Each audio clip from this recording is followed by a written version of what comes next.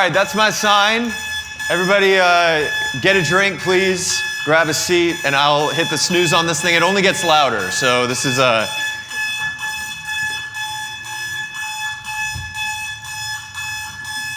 Everybody good? Where you want to be? Okay, good. All right, I'm going to turn it off. Welcome, everyone. This is not your average concert. This is an existential concert experience, and I'm really happy you're here.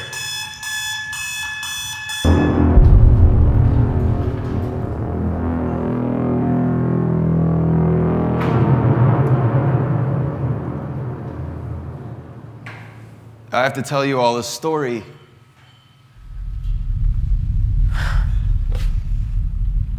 We don't have much time. I read a book recently that changed my life. It's by an Italian physicist named Carlo Rovelli, and the book is called The Order of Time. I picked it up just for a little bit of light reading when I was on tour, as you do with a physics book. I'm kidding. I picked it up because I've always been deeply curious about how the world actually works, and I heard great things about this book. In this book, he takes all of Einstein's equations of space and time and he brings them into our daily lives and he tells us why they matter. I thought it was just going to be a physics book, but the more I read, the more I realized it's a spiritual text. And among many other things, what he says in this book is that we've got to stop seeing the world as full of things. According to the physics, there are no things. There is no keyboard. There's no bedside table, there's no clock, there are no shoes, there is no house, there is no building here, there is no me, and there is no you as things. According to the physics, all there are events. For example, this keyboard, if you were to zoom out and look at it, it was something else before it was turned into a keyboard, and if you were to keep watching, you'd watch as it became something else. In the book, he says that almost all of us have the equivalent of a flat earth theory of time. So I've never seen the world the same way after reading this book. And my event started February 25th, 1987, in Durham, North Carolina, and I was given the name Eric Hölljes. I don't think any of that is interesting about me. I think we all start somewhere at some time, and we're all given names, and we don't control any of that. So, but I do think each of us becomes interesting quickly. For example, I think it's more interesting about me that at 2 years old, for no explicable reason, I started to sing. My dad's a toy inventor, my mom is a writer and an activist, so I don't know where it came from, but we have home video footage of me this tall at the beach just belting out, "Summertime and the living is easy. Fish are jumping and the cotton is high." And I think that's at least a little bit more interesting about me than where I was born. I think it's interesting I was given a brother 2 years older than me who loved singing more than I did, and soon to come a sister 2.5 years younger than me who would love singing more than either of us, and I'll tell you more about them later. I think it's interesting that at 5 years old, I started to gravitate to pianos. We didn't even have a piano in my house. But my grandmother did. And I remember when I would go visit her at 5 years old, I would sit in front of that piano, and I never saw anybody play it. But I would play these exact notes. They sounded familiar, but more importantly, they made me feel something, almost made me want to cry. And I was giving myself that feeling at 5 years old. And so I would play piano for hours, and then my mom would take notice and she'd put me in piano lessons, and I stopped playing. And then she'd take me out of piano lessons and I'd come right back to it. It was like the piano was trying to tell me a secret. And so after hours and days and weeks and months and years sitting in front of the piano, I finally taught myself how to play that song.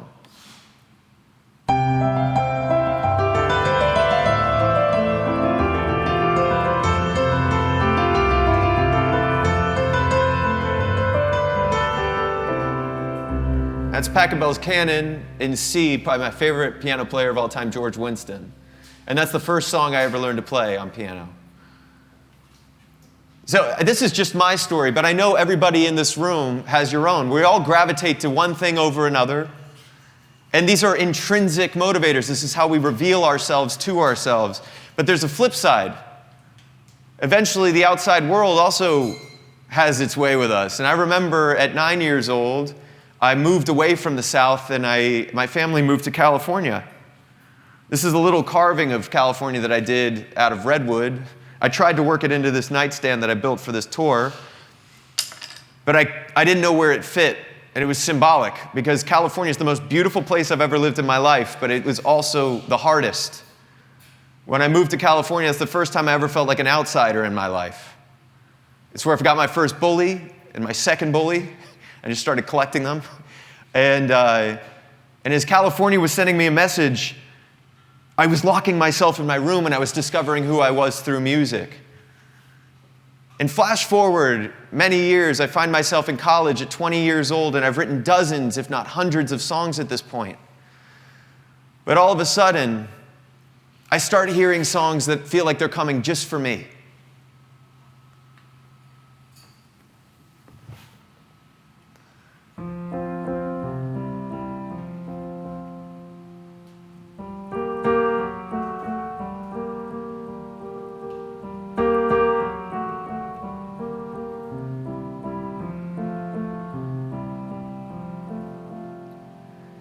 I just want someone to enjoy my song and maybe sing it when I'm gone. I had a dream that I was free, hanging on a cloud, floating on an open sea as the sun went down.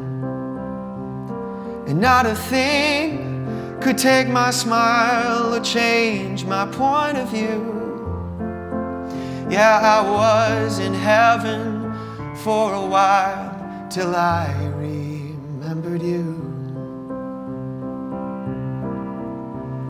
And I just want someone to enjoy my song and maybe sing it when I'm gone. 'Cause I didn't know that your eyes were green or that you loved the rain. And I had no idea I once lived near a town from which you came. I suffered in my ignorance with thoughts of you, my dear. Oh, 'cause all I knew is I loved you and that you'd never hear. Oh, and I just want someone to enjoy my song and maybe sing it when I'm gone.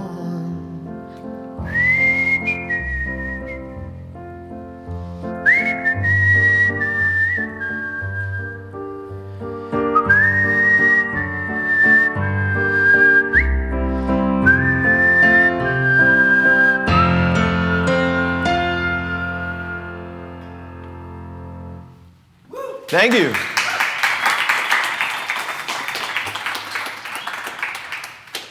That's the first song I wrote that came to me just it was for me. I was 20 years old, and to this day, it's the thing I want most in my life. Someone to enjoy my song and maybe sing it when I'm gone. My show tonight's going to be full of secrets.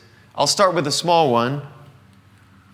When I was a little kid, I used to suck my thumb. I know that's super deep. Anybody else want to admit it here in the room? You don't have to. Wow, literally nobody. One person, I love it. Thank you so much. You're my favorite person in the audience. I used to suck my thumb, and then when I got a bit older, I graduated to having a blanket that I was inseparable from for probably way too long. Okay, nice. And then eventually, we outgrow these things, and we find other ways to cope with the world.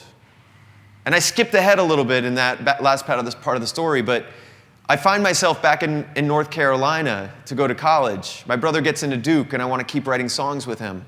And so I work really hard, and I get into Duke early too. But before that, at 13 years old, I discovered lacrosse. My dad's from Baltimore. We always had lacrosse sticks hanging around in my house, but at 13, I finally picked one up. And it felt like a weapon that I got away with holding. And so I fell in love and I started to play lacrosse.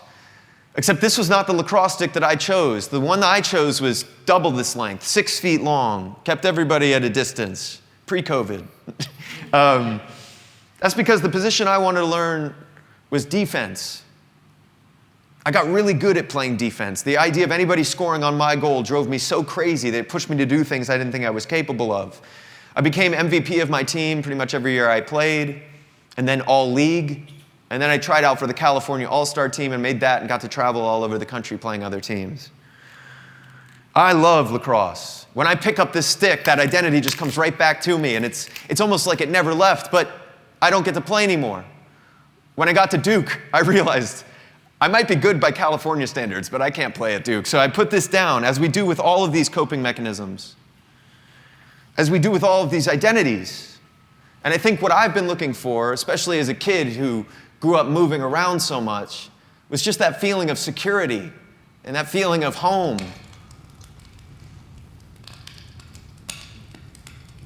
You know, but for me, home kept changing.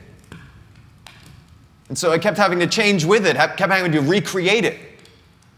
And another way that I got through this time period in my life is I discovered the power of wearing a hoodie. I wore a hoodie almost every day in high school. When I put on a hooded sweatshirt, all of a sudden the world's just right in front of me. I can see it all. People can sneak up behind, but out of sight, out of mind. I don't care. And I remember in this time period of my life, in my 20s, when I'm alone for the first time at college, I'm leaning heavy on a hoodie. And one day, I leave my dorm room and it starts pouring rain. And I'm not the kind of person who's prepared. I don't have an umbrella, but I do have a hooded sweatshirt. And I remember I put on that hooded sweatshirt and bam, I got a song idea. And it was the most literal song you could imagine. It went like this. I feel good in my hood. Without umbrellas or galoshes, it's okay when the rain falls down. And it made me feel better. I feel good in my hood. Without umbrellas or galoshes, it's okay when the rain falls down. I fell in love with your accent, so high above me in high fashion. And you don't think it's gonna work out, but everything always works out. I feel good in my hood. Without umbrellas or galoshes, it's okay when the rain falls down. I feel good in my hood. Without umbrellas or galoshes, it's okay when the rain falls down. Waking up each day is magic. Don't give them all away to sadness. Yeah, 'cause some things you learn by getting burned, but some things you learn by laughing. I feel good in my hood. Without umbrellas or galoshes, it's okay when the rain falls down. I feel good in my hood. Without umbrellas or galoshes, it's okay when the rain falls down. 'Cause there are times when it seems the sun won't ever shine on me. And I know if I go home, everything will be okay, okay. But there are laws we cannot lose that tell us how and what to choose. And we'll all be judged by what we love, and we'll get lost along the way. But I feel good in my hood. It's okay when the rain falls down. I feel good in my hood. Without umbrellas or galoshes, and it's okay when the rain falls down. It falls down.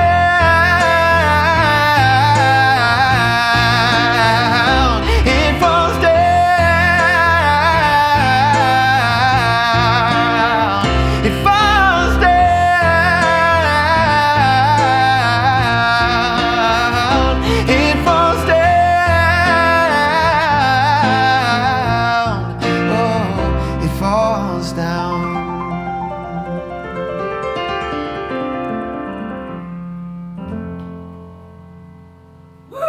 Thank you.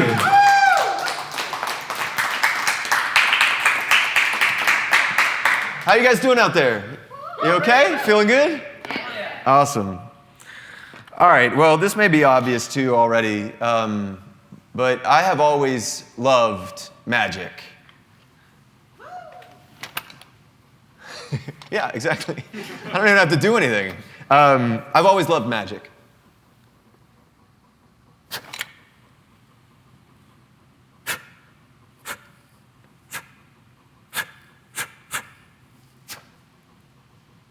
And this is literally my magic kit from when I was 7 years old. These are the genuine artifacts. This is a never-ending water jug. It's empty right now. This is a magic dice where I could predict exactly what was going to be rolled next. Worked every time. This is a very charming set of crayons that I can just make disappear whenever I want. And it works on 8-year-olds, and that's all I cared about. I loved magic. When I was a kid, I spent all my allowance on literally this set of tricks, but the problem with magic is that there is always a trick. There's always something I know that you don't know, and so as I got older, I realized that the conversations after a magic show are never how amazing is the world, they're always how did you do that? So I got tired of it. But when I discovered music, and I heard a D minor chord, which is the saddest of all the chords, by the way. And you don't know why, none of us do, until you hear it. And when you put it next to a G major, for me, it gave me that same feeling of awe that I got from magic. But there's no trick. None of us know why this does what it does.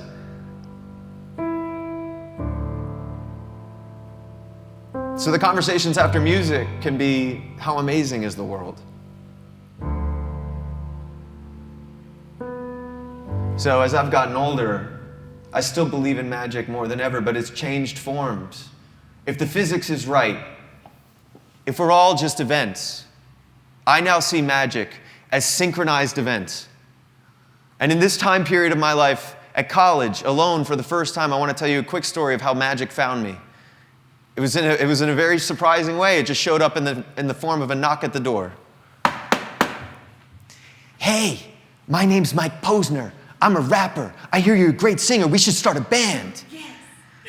This kid from Detroit, Michigan, Mike Posner, sought me out on campus because he heard I was a good singer. And we started a band called Mike Posner and the Brain Trust. And this is literally what we did at every frat party. We threw our brains up, right lobe, left lobe. It was cool at the time. And we would party. And it was so fun, and we wrote so many songs, just these two loner kids who found each other and struck up a friendship. We wrote so many songs in our dorm room. And one of those songs went like this. If I could write you a song to make you fall in love, I would already have you up under my arm. I used up all of my tricks. I hope that you like this, but you probably won't. You think you're cooler than me. You got designer shades just to hide your face, and you wear them around like you're cooler than me. And you never say hey or remember my name, and it's probably 'cause you think you're cooler than me. And 1 year later, I graduate from college, and I have this surreal experience. I had 5 roommates at the time, and I'm living in a house 20 minutes from any kind of a town, paying under $200 a month rent. Yes, I know. Meanwhile, I would log into iTunes, and I would watch as that song started to climb the charts. Broke the top 100. Oh my God, what? Broke the top 50. Mom and Dad, you're never gonna believe this. Broke the top 10. Went platinum in the US. I couldn't turn on the radio without hearing our song. Went double platinum in the US. Holy shit. Now it became a bona fide international mega smash, going quadruple platinum in some countries. And it got better. My phone wouldn't stop ringing. It was all of these numbers from New York and Nashville and Los Angeles. They were all music publishers wanting to sign this unknown kid who'd written a hit song. I take every call, and then I take every meeting. I'm flying all over the country, and crazy stuff starts happening to me. I would tell you more stories. I don't have time, but let me just tell you, I'll keep you focused on the real important one. I find myself meeting with all these companies all over the country, but in Nashville, Tennessee, one company above all the others is taking a risk on me even before I sign with them. It's Warner. Warner's putting me in writing sessions with other songwriters before I sign. And these aren't just any songwriters, these are some of their best songwriters, and these are some of my favorite songwriters. One of them is named Marcus Hummin, and he's written some of the best country songs ever. God Bless the Broken Road for Rascal Flatts. Cowboy Take Me Away for the Dixie Chicks. Ready to Run for the Dixie Chicks. This guy's got a Grammy. He's a bit older than me. I go to meet with him, and writing sessions are set up like blind dates, so I've never met him before in my life, and I'm intimidated. But I go in, and you're just expected, no pressure, to have instant chemistry and then 2 hours later walk out with a hit song.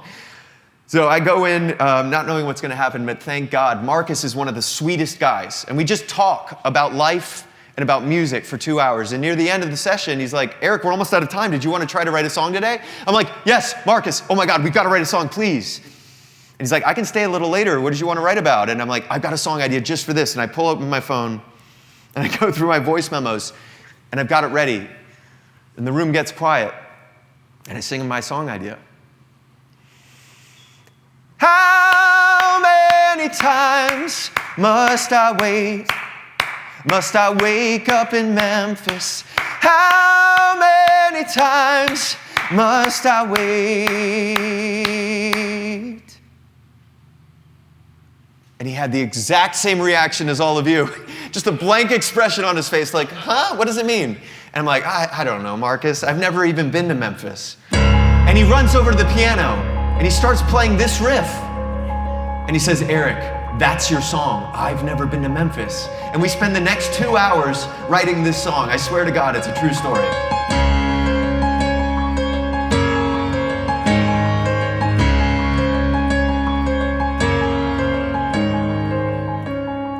Come from California, where you say no one grows old.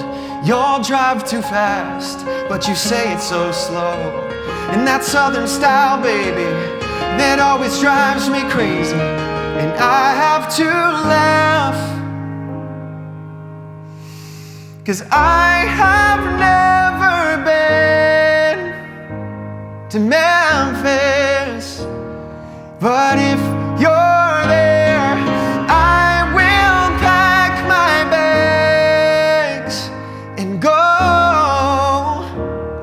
Cause I don't care if it never rains here and the sun is always shining.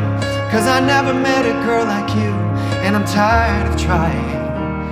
When I have never been to Memphis.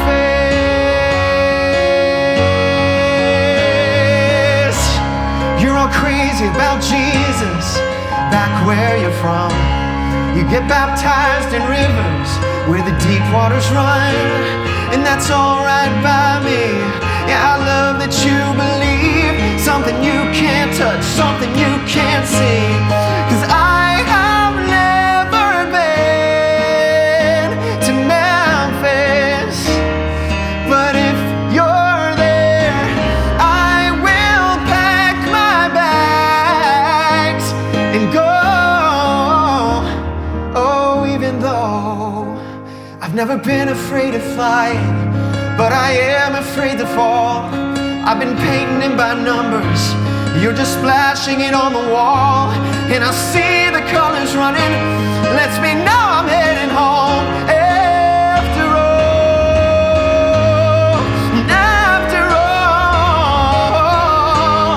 and I have got to get myself there, and I have got to get myself there.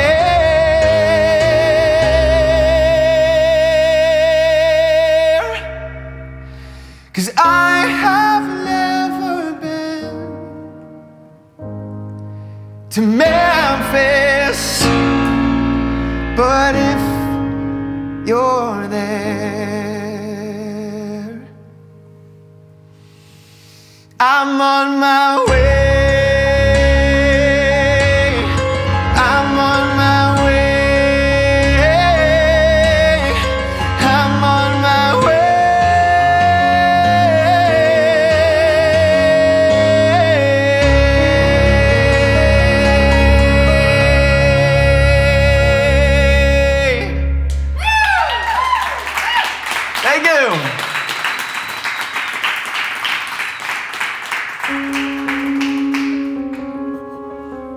And then 1 year later, that song gets recorded by the band Rascal Flatts. They put it on one of their albums called Rewind, and that album goes #1 in the US. I signed with Warner as a songwriter. To this day, I'm still signed with Warner as a songwriter. And this is why I believe in magic. It all started with a knock at the door.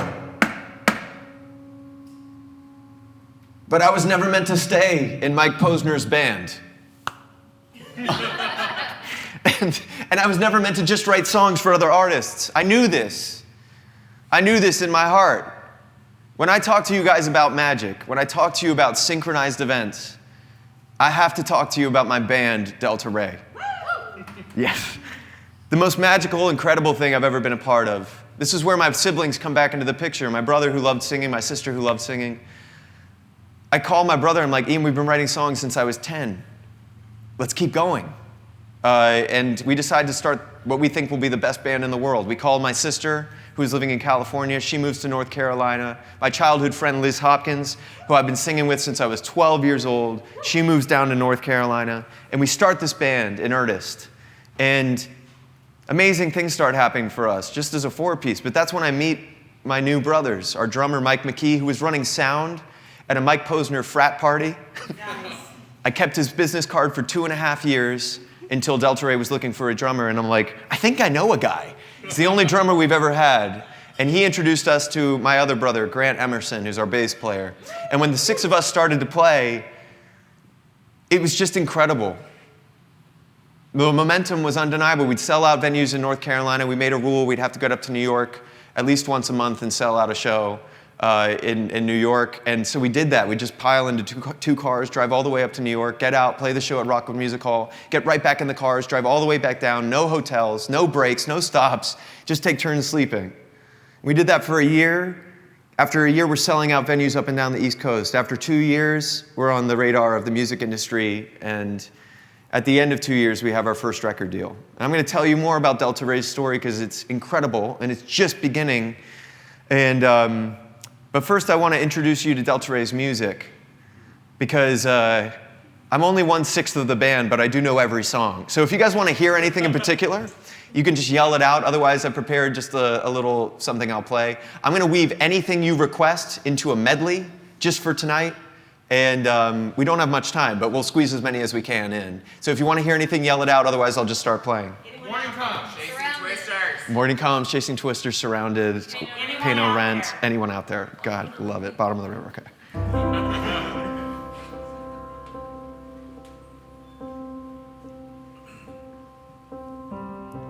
I found a good woman. I found a job that pays. The tide comes in, I watch it all wash away. But I'm keeping it steady, that's just how I was raised. Head held up, walking tall, into each breaking wave.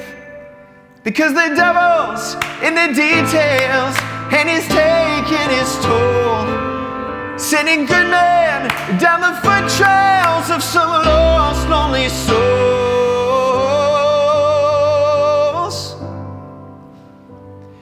And I say, oh, oh.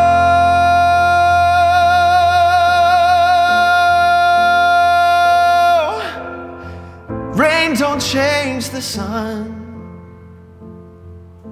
And jealous is the night when the morning comes. But it always comes.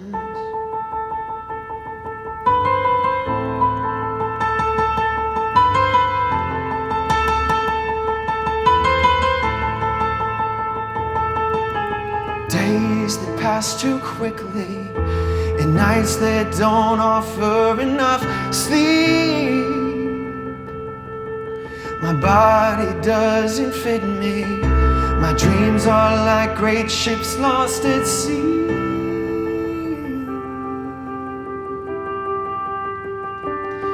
And this heart grows tired. Is there anyone out there? You know me. I am the sun.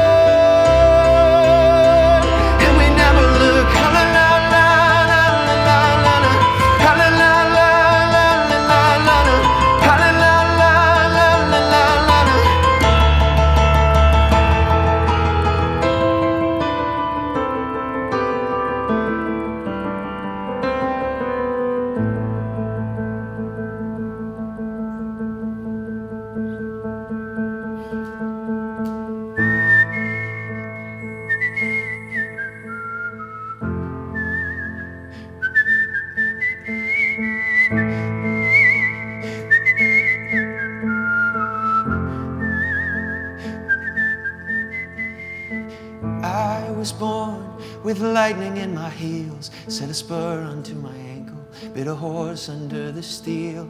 And I lost hope when I was still so young, had an angel on my shoulder, but the devil always won. And oh, I lost it all when I got high, and I can feel you even now, chasing horses in the sky. I can feel you on my breath and in the tears on my brow.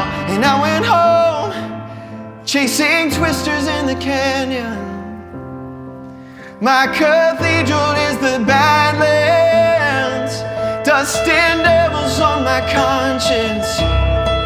Come back to me, darling, 'cause I've been waiting for so long now. I can feel you in the hollow, in every cloud on the horizon. Come back to me, darling.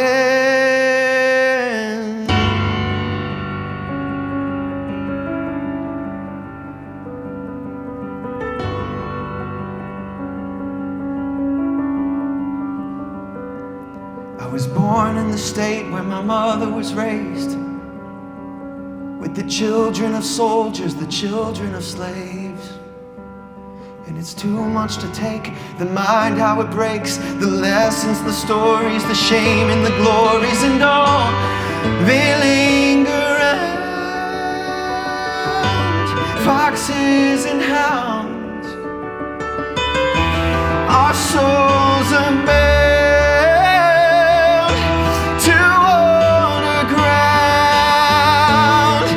And I feel it all around, I'm surrounded and I feel it all around, surrounded and I feel it all around, surrounded by ghosts.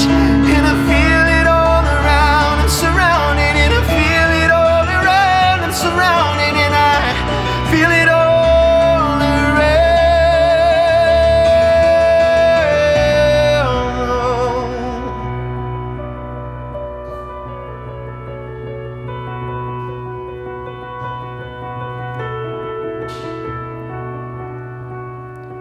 Hold my hand, ooh baby, it's a long way down to the bottom of the river. Hold my hand, ooh baby, it's a long way down, a long way down. If you get sleep or if you get none, the cock's gonna call in the morning, baby. Check the cupboard for your daddy's gun. Red sun rises like an early warning. The Lord's gonna come for your firstborn son. His head's on fire and his heart is burning. Go to the river where the water runs. Wash him deep where the tides are turning. And if you fall, and if you fall, hold my hand, ooh baby, it's a long way down to the bottom of the river. Hold my hand, ooh baby, it's a long way down, a long way down. Hold my hand, ooh baby, it's a long way down to the bottom of the river. Hold my hand, ooh baby, it's a long way down, a long way down.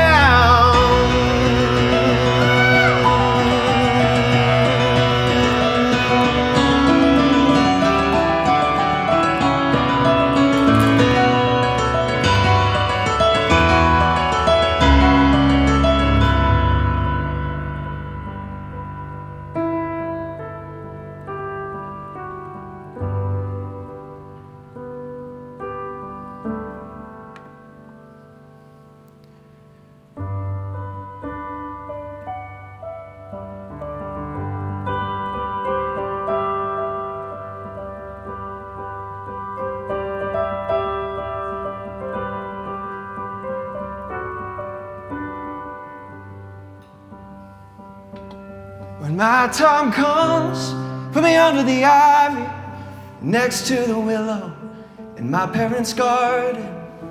Let the flowers grow from my body, out in the fields where the children run.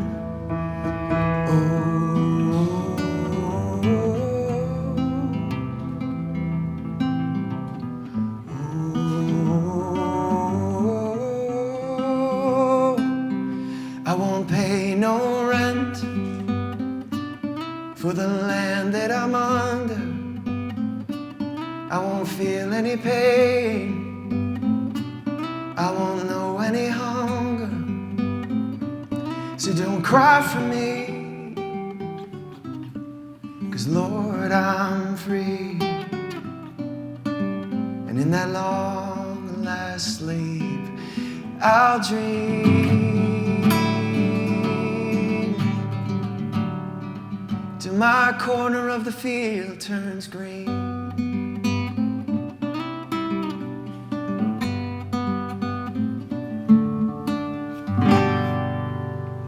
Thank you so much.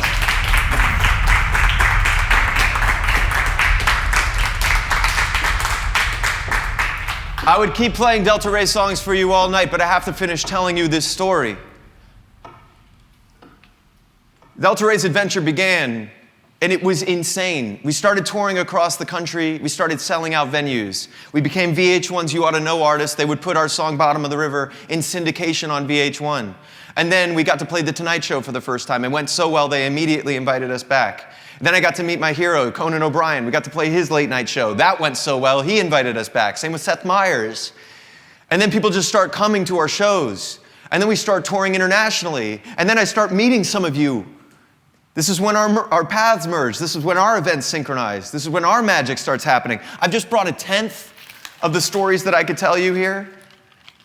These are the artifacts, the genuine artifacts of my career with Delta Rae. But this will help summarize some of it. We became Forbes 30 Under 30 artists. I don't know how that happens, but thank you so much, Forbes. Train, the band Train. You guys know Train? Yeah, so we got to go on Train, sail across the sun. It's a cruise. I got to sing with the lead singer, Pat Monahan, whose voice is insane. I got to sing with him, I'm calling all angels.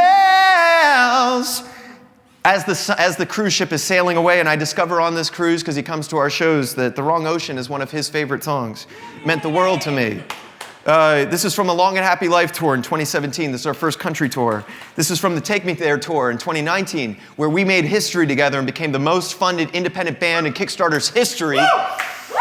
I'm not even getting to that part of the story tonight. Thank you.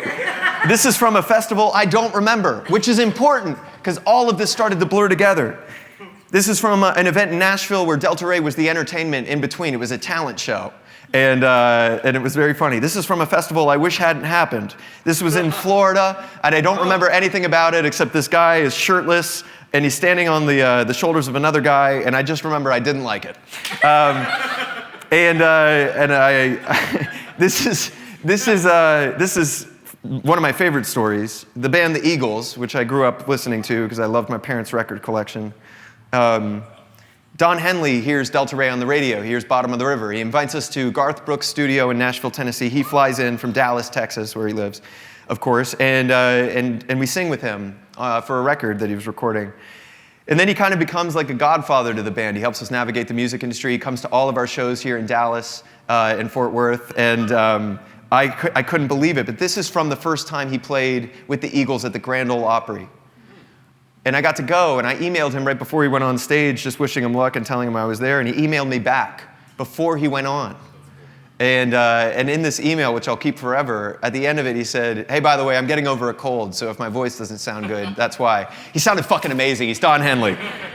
This is from Outlaw Music Festival. This is from our first world tour, the After It All tour. This is another one of our tours. This is the Never Die tour, where I pulled a muscle in my neck so bad I couldn't move my head, and I looked like Batman on stage just trying to sing the notes. Our drummer, Mike, scratched his cornea right before the show, so he had an eye patch on, and it turns out you really need depth perception to play the drums. It was a hilarious tour. We did survive. That's from a Country to Country festival where we got to play in the O2 Arena in London. This is from a festival in Minneapolis, Minnesota, a songwriting festival in Nashville, Chasing Twisters tour in 2013. This is from Melissa Etheridge. My first concert ever, 8 years old. I go to see Melissa Etheridge. I'm literally standing on my chair, singing along with Melissa, who's like a mile away, because that's how good our seats were. My mom took me to the show, and I'm screaming along, "Come to my window," right? One of the best moments. Flash forward, she hears Delta Rae on the radio. She invites us, flies us to Los Angeles to sing backing vocals for her DVD. It goes so well, she invites us on our music cruise. And I bring my mom, who took me to that concert when I was 8 years old, and I have this amazing experience of introducing my mom to Melissa Etheridge, who was my first show. It was so surreal. I can't believe any of this happened. If you told me at 10 years old when I started writing songs that this was my future, I never would have believed you. The thing that I need to tell you tonight, as true as that story is, something else was simultaneously true. I'm 27 now in this story. I've been touring with Delta Rae for 5 years.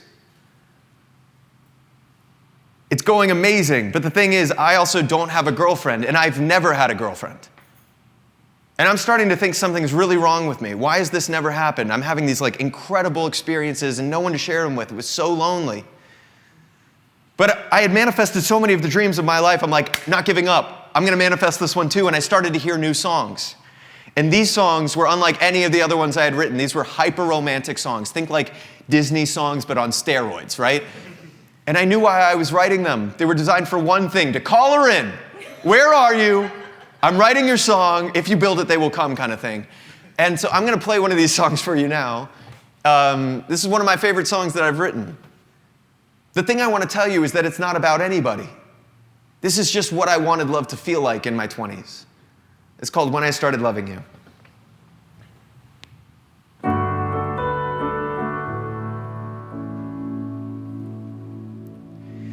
She's got curls.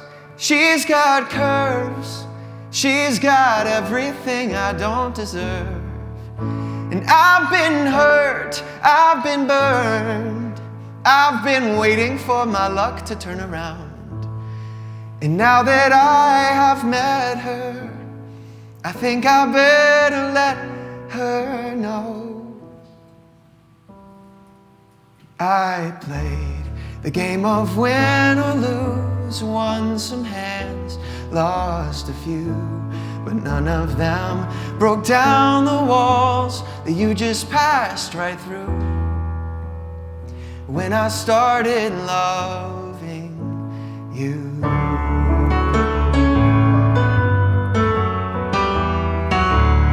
She's a light, she's a spark, she's the answer I've looked for in darkness. And I pray that I could discover all the beautiful ways I could love her. It could only be this easy, 'cause I'm not even looking for a catch. I once thought love was rolling dice, making bets and being right. I won myself one lonely life that just got split in two. When I started loving you.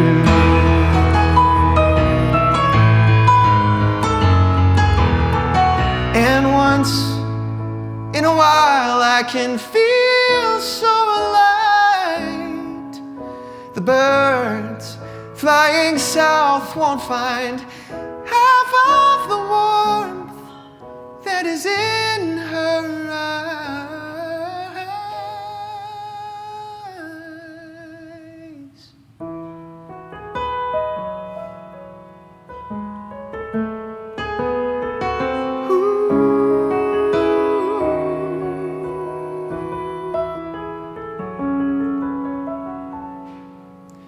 When I started loving, when I started loving, when I fell in love with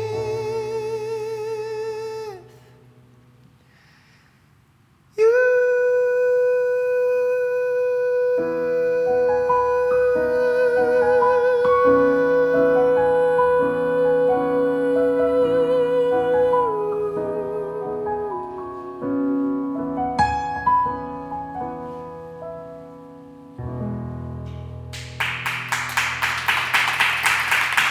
amazing.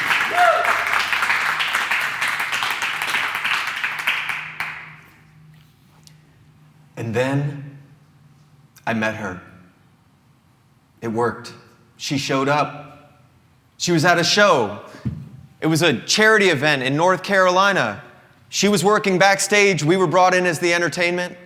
She walked into the room. She was so beautiful. I couldn't take my eyes off her. And she was so nice. And she was making everything happen. And so I forgot I was playing a show. I'm like, the only goal tonight is I got to get her number.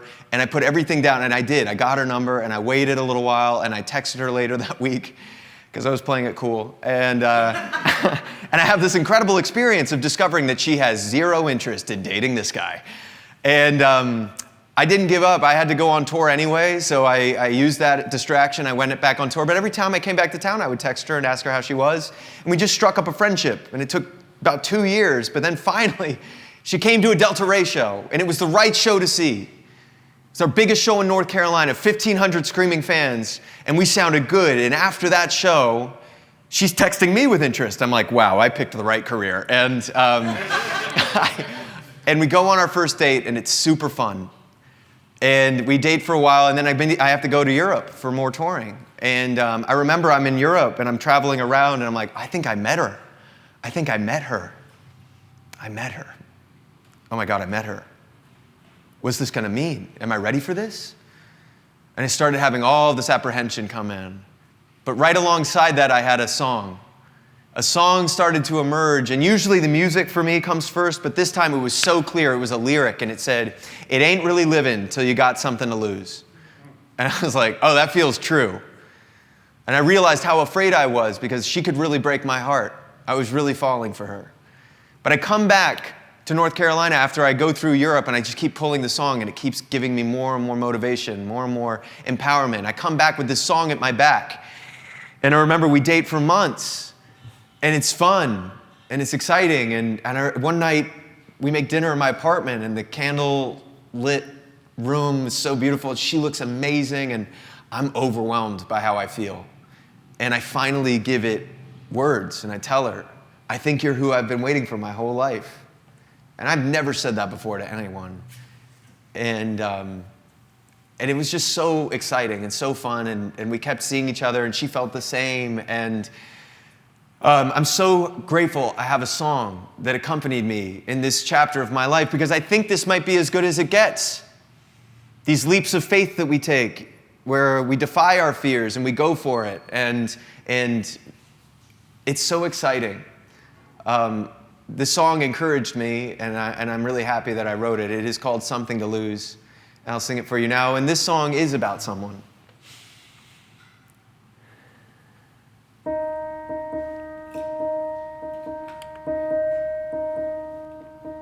I know we're scared of falling in love, of pulling closer and giving up. And you won't tell me, but I know that there's a silver-lipped son of a bitch out there that has hurt you before. But we don't have to talk about that right now. I'ma make it up to you, girl, somehow. I was dreaming on the long drive home, leaning on the radio. Every song they'd play was the soundtrack straight to you. Babe, I got a brave idea. How's about we stay right here? 'Cause it ain't really living till you got something to lose. And we won't find what we've been missing till we've got something to lose. These ain't lies, these ain't just lines. You ain't just one more goodnight kiss to get me by. No, I've been drifting for way too long. And if my past is my darkness, that look in your eyes is my dawn. I was dreaming on the long drive home, leaning on the played was the soundtrack straight to you. Baby, I got a brave idea. How's about we stay right here? 'Cause it ain't really living till you got something to lose. We won't find what we've been missing till we got something to lose.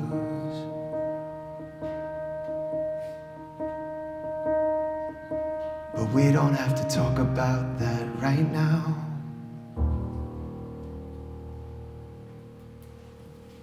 Thank you.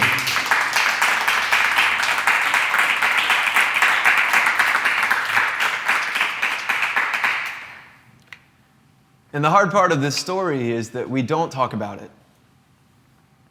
That's a turning point lyric for me in my life. Because I remember after I gave voice to how I felt, the joy, the love that I was feeling for this person, I could feel something retreating in me. Because something was changing and I didn't know how to talk about it. It's almost like the euphoria, the joy, the romance, everything that I was feeling was so real. It's exactly like they talk about in the movies. And I was experiencing it, I loved it. But right alongside it, something else was growing. Just as new, just as big, just as real. But I had never really heard about it. And I wasn't prepared. And it was all my self-doubts. They all emerged right alongside. So I remember when I told her I loved her for the first time, I meant it. I felt it with every part of me. But then a week later, a month later, when she said something and it reminded me, wait, maybe you're not who I thought you were. And maybe we're not meant to be together. And the fear starts creeping in. Am I making a mistake? Am I making the biggest mistake of my life? And that fear was just as real. And I didn't know which one was me. And so I was sparring between euphoria and terror. Euphoria of falling in love and meeting the person of my dreams, and then terror of making a mistake.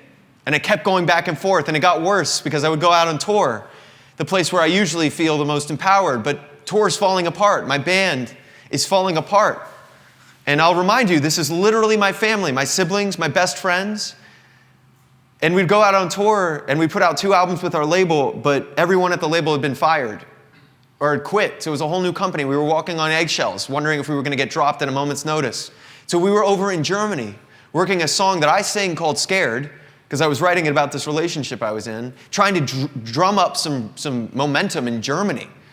That's how desperate we were. And then we'd come back to the States, and I'd be back in this relationship where everything was falling apart. And I didn't know how to handle it. And what I realized is, aside from this brief period in college when I lived alone, I jumped right back into a dynamic with a younger sister and an older brother who knew me better than I knew myself. And I stayed in that Arrested Development for a long time. Not only that, I was making decisions with my bandmates and my label and my agent and my manager 8 months in advance, this whole team. And here I am facing a decision, the biggest decision of my life, who to stay with. I didn't know because I didn't know who the fuck I was. And then something else, something I brought with me on this tour. I hand-painted it here on this nightstand. You might not be able to see it, but it's my family coat of arms. It started to come back and haunt me. I'll describe it to you. These 2 black stallions facing each other. In the center, it's a red shield. In the middle of that is a clenched, armored fist holding a holly branch. And at the bottom, it says our last name, Hölljes. Right above it, in Latin, it says our Hölljes family creed. Perstas dum professias. You know what it means? Persist with perfection. And this is what I grew up with hanging on my wall. And it turns out it's impossible. But it's a standard I was holding myself to. And here I am in my life facing all of these real factors. And there is no perfect. I don't even know what's right for me. And I remember one night at 2 a.m., I'm sitting in my living room, and she's fallen asleep in our bed in my room. And I'm asking God or the universe or whatever is beyond to help guide my hand because I have no idea what I'm doing. I was so desperate that I had made a decision. The next day I was either going to propose to her or break up with her. That's how desperate I was. I wasn't sleeping. I was falling apart. And I don't know if it's coming across in the story I'm telling you, but for me, songwriting has always felt like a spiritual practice. It's almost like the song knows the truth before I'm ready to tell it. And when I met this woman, she came with a song. But it was a song I never wanted to finish writing because I was terrified I knew what it meant. But that night, I started remembering the song, and I finally make a decision, and I go to bed, and I fall asleep next to her, and we wake up in the morning, and she's being so sweet, and it makes it almost impossible for me to roll over and tell her I can't do this anymore. My heart's pulling me away, and I don't know why, and I just start crying, and she starts crying, and it had been so tumultuous leading up to that. She was just done. She took my key off her key ring, put it on my bedside table, and left. And I remember when that door slammed, the first feeling I had was relief. Because at least now I know what happens in my own story. But then 5 minutes later, I'm hit by a tidal wave. And it's all those self-doubts that had been mounting this counter-argument crashing the other way. You loved her more than you've ever loved anybody else. You just let her leave. You fucking idiot. You just made the biggest mistake of your life. You're never going to be happy. And I became unmoored and undone for a really long time. But I finally finished writing that song.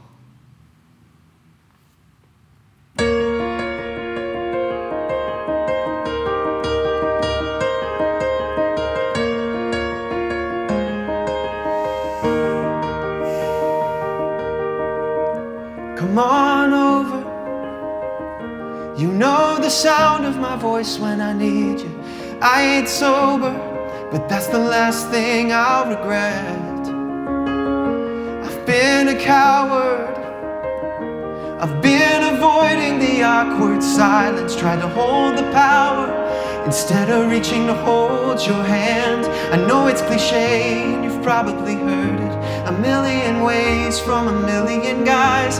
The taste of your lips, well, I don't deserve it. The sweetest skin in all of Carolina. But if you're gonna count on me tonight, girl, of all the stars and grains of sand, let me be the one to hold you tight. Girl, you fall in love with a better man.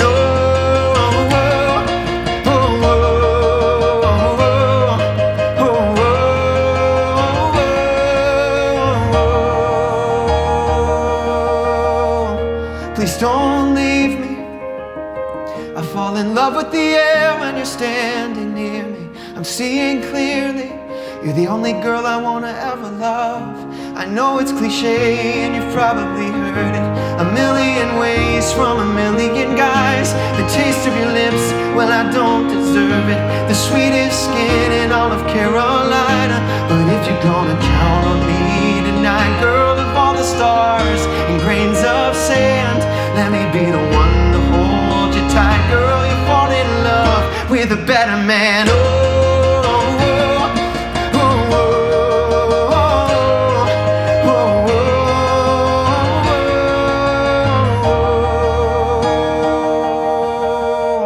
Please calm me down, I'm so stressed out. I love you now, but am I too late?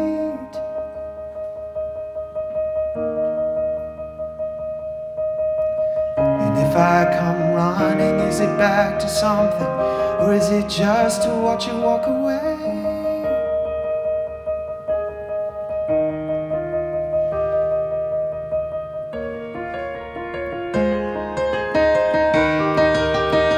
With a better man,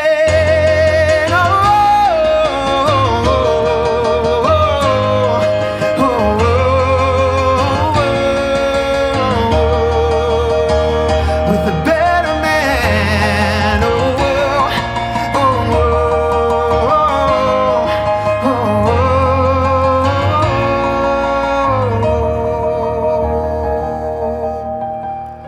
come on over. You know the sound of my voice when I need you.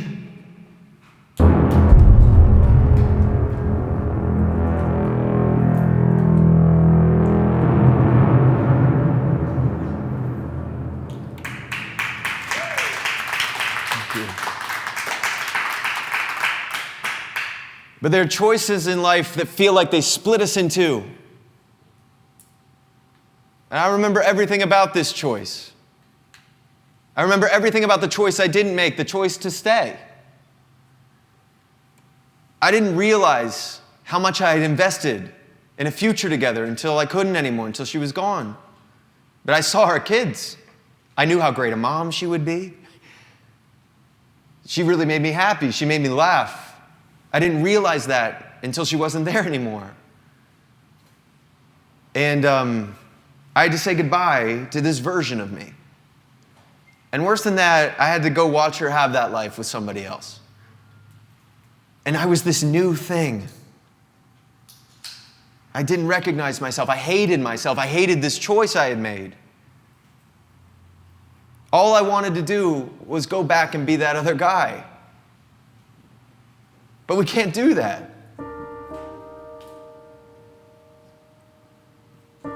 These choices feel like one-way doors. You walk through and you can't go back. And I remember the part that made me fall apart the most was I realized that this is when I fall in love the most. When she's gone. I end the relationship. I break it before it gets a chance to get close enough to hurt me. And what happens after that, because I know how it starts and I now know how it ends, is I get to live in it, almost like a photo album. I get to relive it. But now all of those memories are just pure joy, because I'm not terrified I'm going to make a mistake.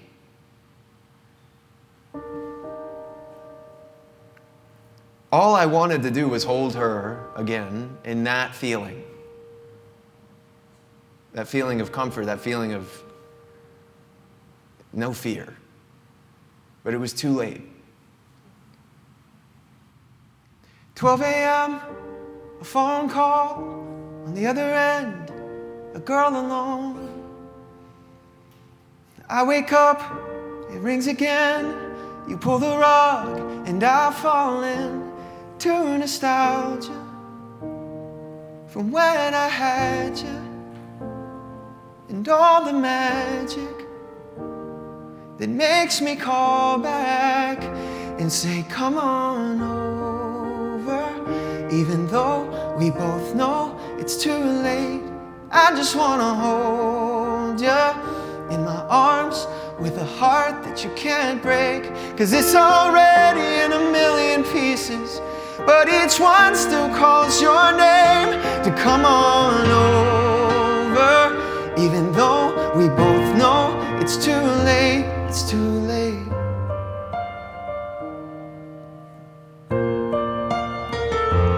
One a.m. headlights, shadows dancing through the blinds. I slide the lock, wait for the knock, the small talk and the cheap shot. Damn nostalgia. Why do I want you to come on over? Even though we both know it's too late, I just wanna hold you in my arms with a heart that you can't break. 'Cause it's already in a million pieces, but each one still calls your name to come on over. Even though we both know it's too late, it's too late.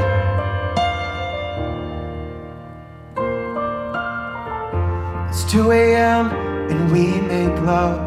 3 a.m. you feel like enough. 4 a.m. you leave again and leave me wondering, why did you come on over? We both know it's too late. I just wanna hold you in my arms with a heart that you can't break.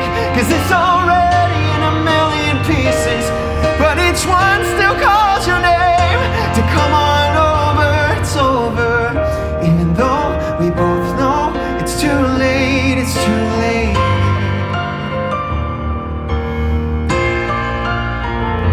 It's too late. It's too late. Woo!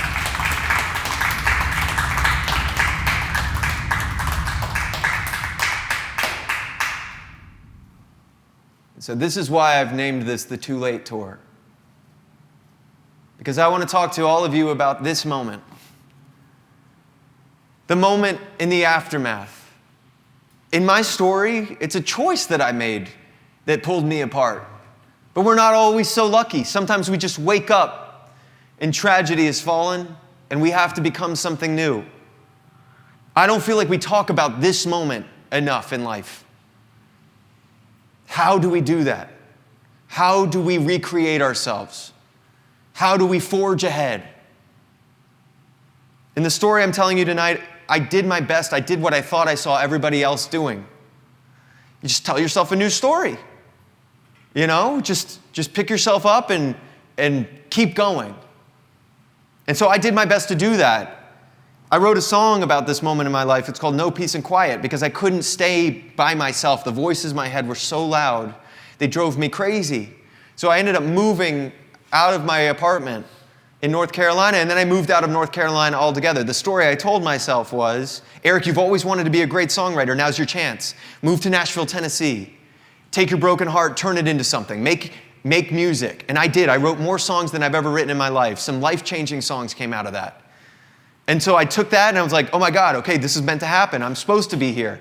Maybe this breakup was supposed to happen. Maybe I'm going to fall in love with somebody else here in Nashville. It's even more wonderful, even more meant for me. And then things did fall apart with my band. Our label deal did fall through.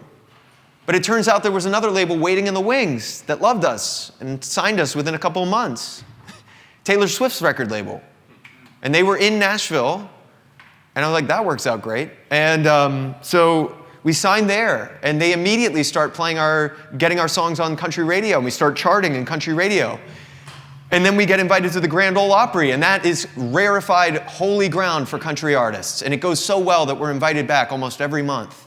It's incredible. And I keep telling myself this story. This is meant to happen. I'm where I belong.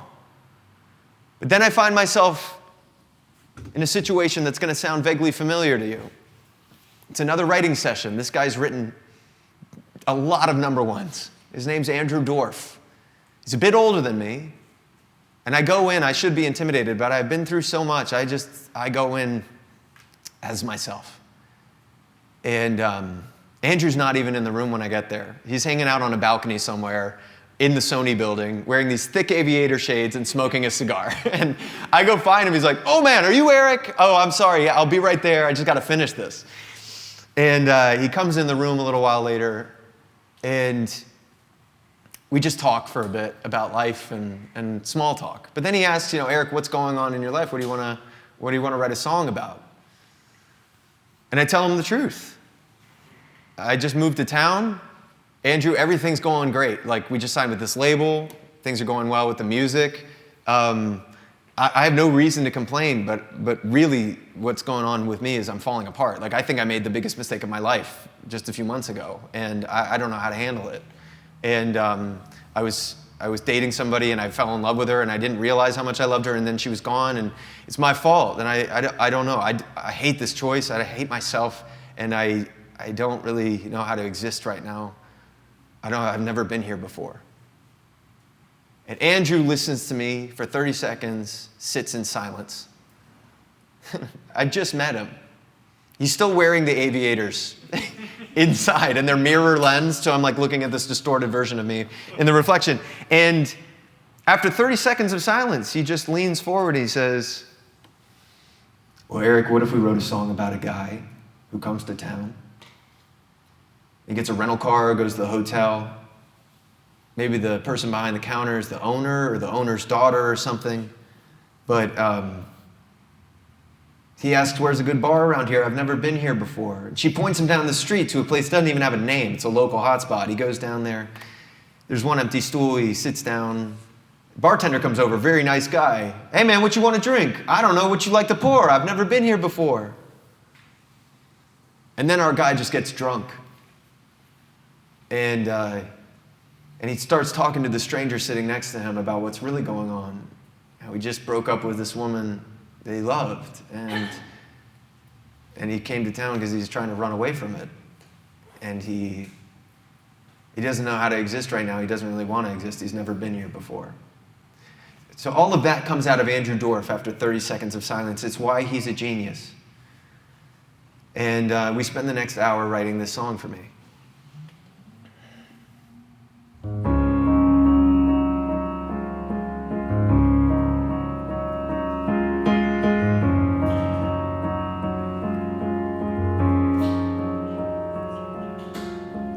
Landed in Panama City.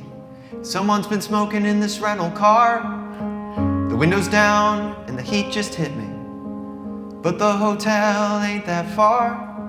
I got a key from the owner's daughter. She says I'm staying on the 7th floor. I ask where's a good bar on the water. I've never been here before. There's a no-name place that's just painted red. I guess it looks pretty cool. It's seat yourself, I'm by myself. And there's one empty stool. A nice guy says, what you drinking? I say, what you like to pour? 'Cause I'll have whatever you're thinking. I've never been here before. This is something different. This is air I haven't breathed. I just want to walk into those waves and have them crash all over me.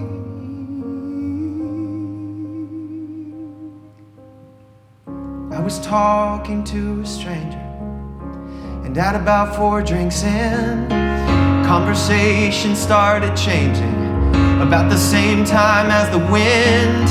And I told him that I broke her heart. I thought I loved her, but I wasn't sure. I'm so confused and so messed up. I've never been here before. This is something different. This is air I haven't breathed. I just want to walk into those waves and have them crash all over me.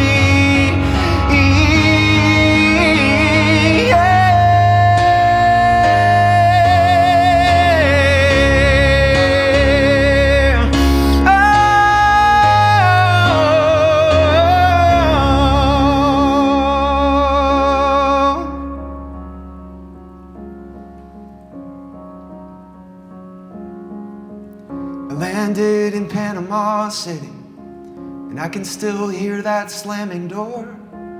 Windows down and the hurt just hit me. I've never been here before.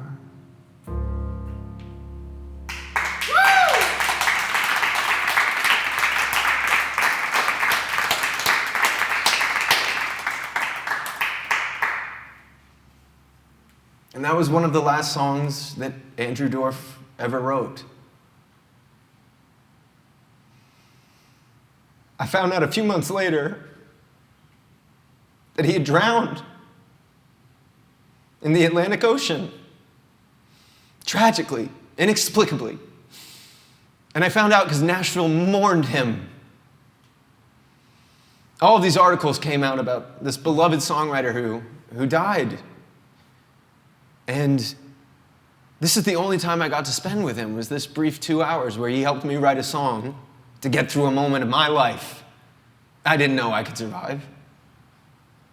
I don't even remember if I asked him how he was doing.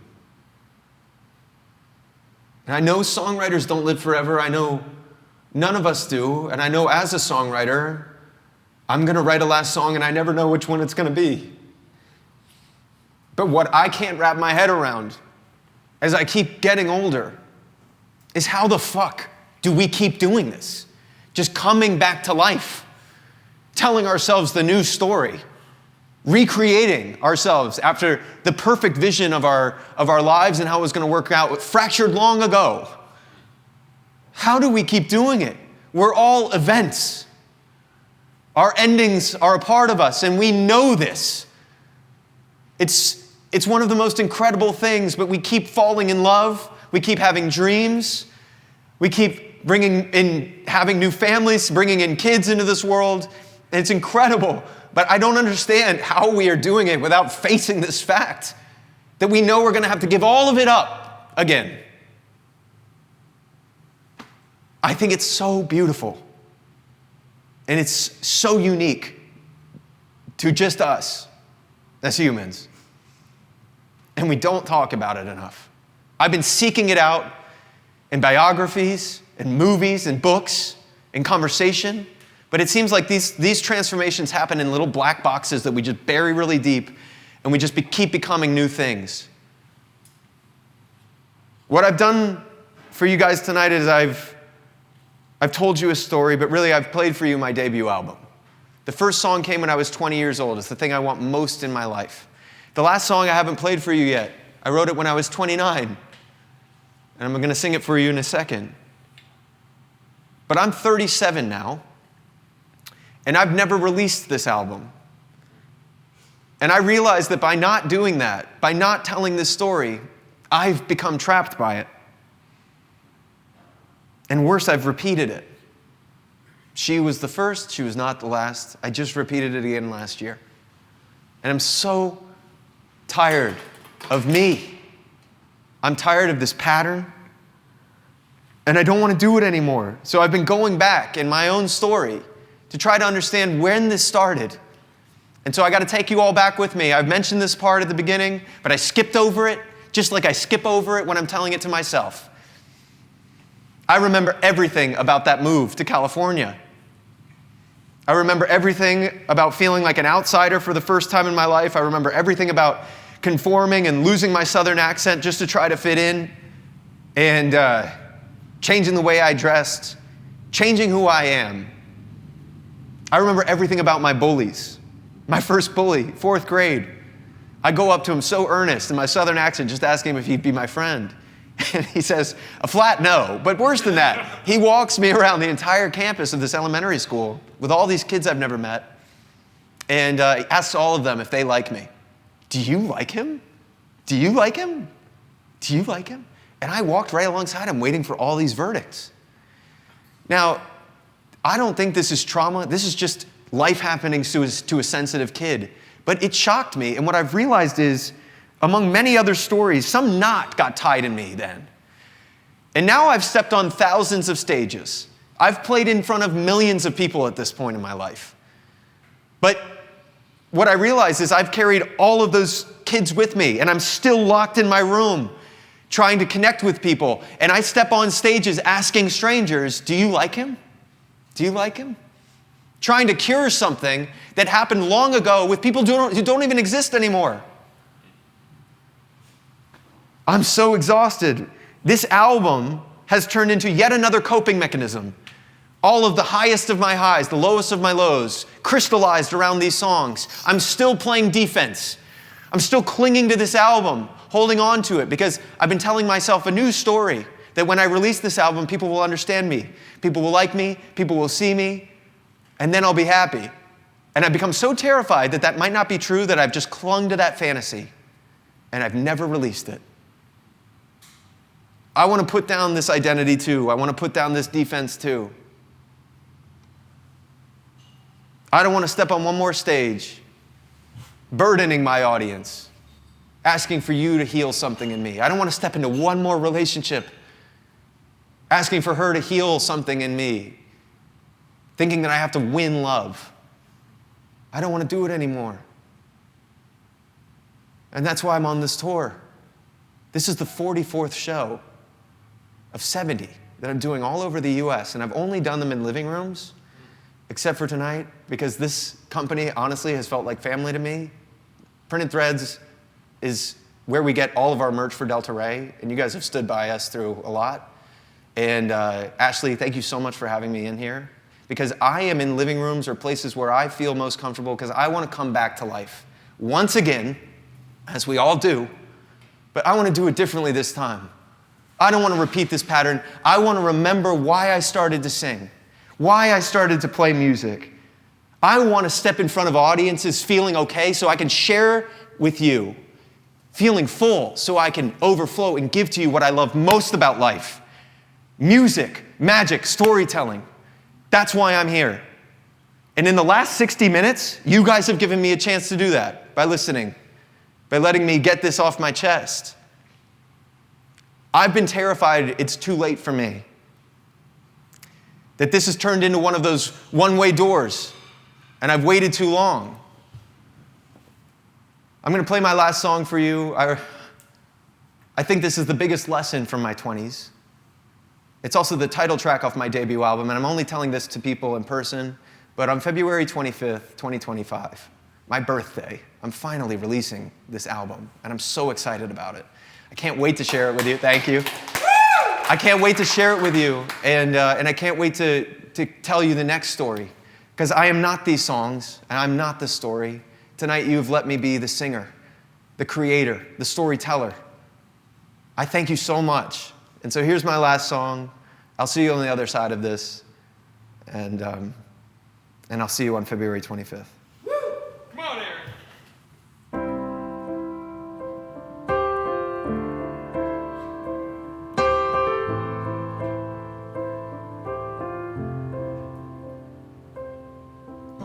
I played at bonfires, sang in the church choirs.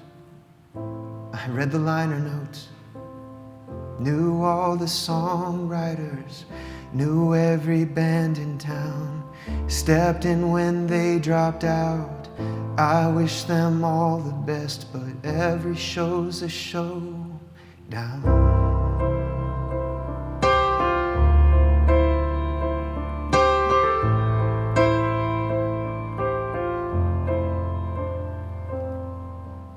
A 40 Conan, 100,000 miles, $50 motel, made 60 at the show that night.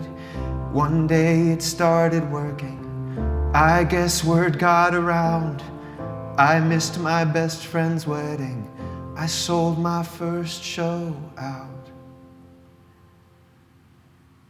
I got high on the love of strangers, I got fans, I got haters, I got people who tell me they love me, I got people I love who don't speak to me no more.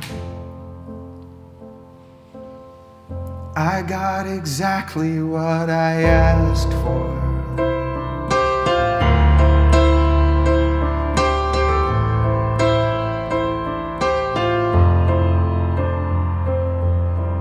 I met her at a show, I felt 18 years old. I screwed up all the words cause she was in the front row. They started knowing my name, she said she thought I had changed. I felt exactly the same. She said I got too high on the love of strangers. I got fans, I got haters, I got people who tell me they love me, I got people I love who don't speak to me no more. I got exactly what I asked for. I got exactly what I asked for. I got high.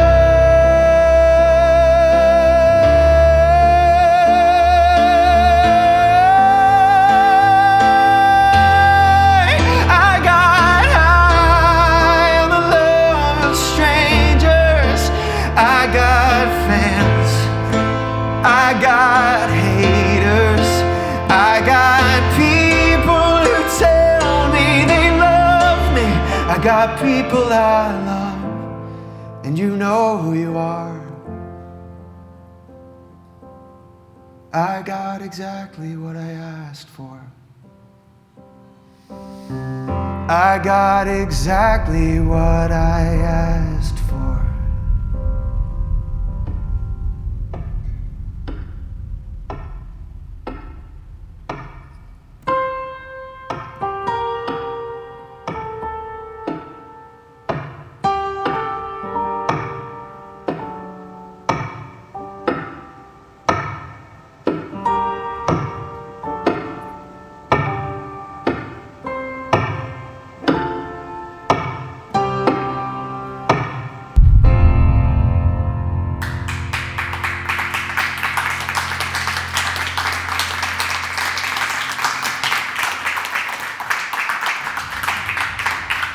Thank you all so much. Thank you, Printed Threads, for having me.